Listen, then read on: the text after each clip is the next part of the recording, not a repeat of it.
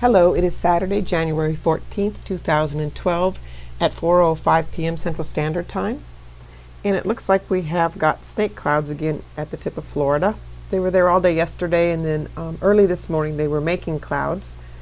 But now it appears that we have our snake clouds back. Where I first noticed them was in telecast here. And I've lost some of it now, so it's not as compelling. But you can see right here that this is cloud right here. And it was just holding pattern right there at the edge of I guess that's a reef there, I'm not sure. And then now it looks like it released, and then it just disappears like it got erased. And there's another area right up here is the same thing. A little hot spot rises up and just right here. From the same point. That's how you can kind of tell that someone's making them, is if they just the same point, if it just stays there at that same point. And you can see that none of the other snake clouds show up here. So these are being edited out by whoever does this software. Going back to College of DuPage, you can see that quite a few of them are coming through. This is Key West right here, the Doppler at Key West. Although it looks like they're showing up before that, but right in here, I'm not sure how they make these, that they have these little points and then they get stretched way out. I was watching well, I'll put a link to it. It's a video called What Would Happen If You Fell in a Black Hole? And I was doing some research on gamma rays and waves. I'm not sure why the Lord had me doing that, and I learned some things. But anyway, that talked about if you fell in the black hole, you'd get all stretched out, and it made me think of these. But I'm not quite sure what makes it happen. But maybe it's something to do with gammas. Anyway, also I want you to notice is this right up in here, coming out of its lake Okeechobee. I don't know. That's the best I can do, Okeechobee. So there's this little hot area coming out, and you can see it kind of poofs out of the end of the tip there. There it goes. Let me stop it. I don't know if this is going too fast. Sometimes it goes too fast for the software to catch it. I'll just actually loop through, going backwards. Right there. Actually, there's two hot spots. There's one here too. I didn't notice that before. So it looks like something's putting, I don't know, frequency or something into whatever's going across here.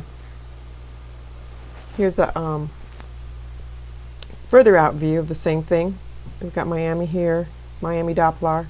You can see the little things coming out of Lake Anyway, and then these are beams up in Jacksonville, Florida, that are continuous.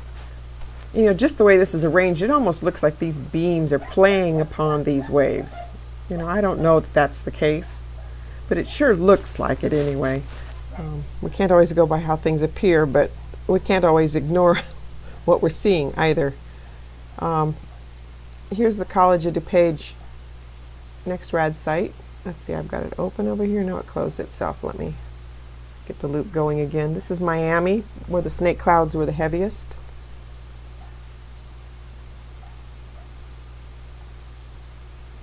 And again, here you can see these little poofs coming out of that lake. Let me zoom in. See right in here? So what I did is this is a county line, and this is a road. And then there's this, there's something that's coming off the tip at an angle, and it goes straight down, and it's right at that straight down area that it's coming out. So I'm going over to Google Earth, and here's the lake right here. Zoomed in. I forgot to hook up my mouse again, but anyway, we'll get there. And just below South Bay, Florida, there's Bella Glade showing up, and here's that angle, and then here's the straight, and then here's South Bay. I found it's about the right spot too. And I'm finding these often when clouds are being made. Let's see, where to go. Right here. Just south of town. Just south of South Bay.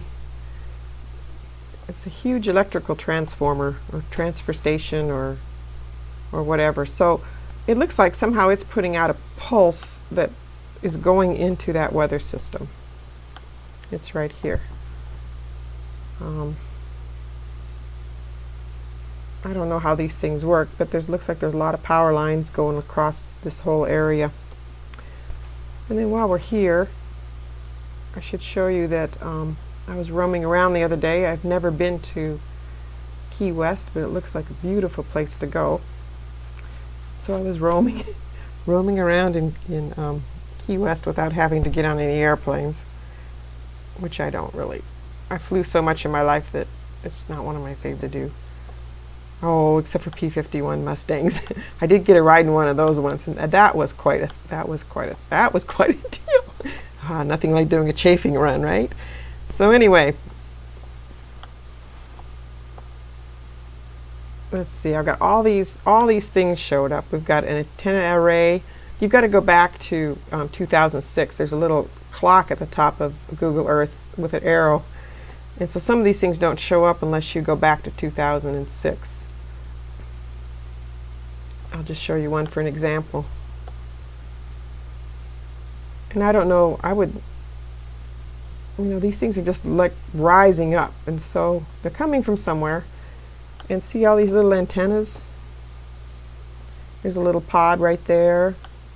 I'll give you a link to the to go look at, and I'll do the other ones too. I'm not going to sit here and go through each and every one, but they got all these little different antenna arrays and Dopplers. Some are for the airport, but Dopplers are like antennas too. I mean, that is what they are. They send and receive signals. So, you can, it's like a circuit board, like a big circuit board or something. So anyway, I just wanted to show you the snake clouds and the antennas, and God bless you. Have a good day.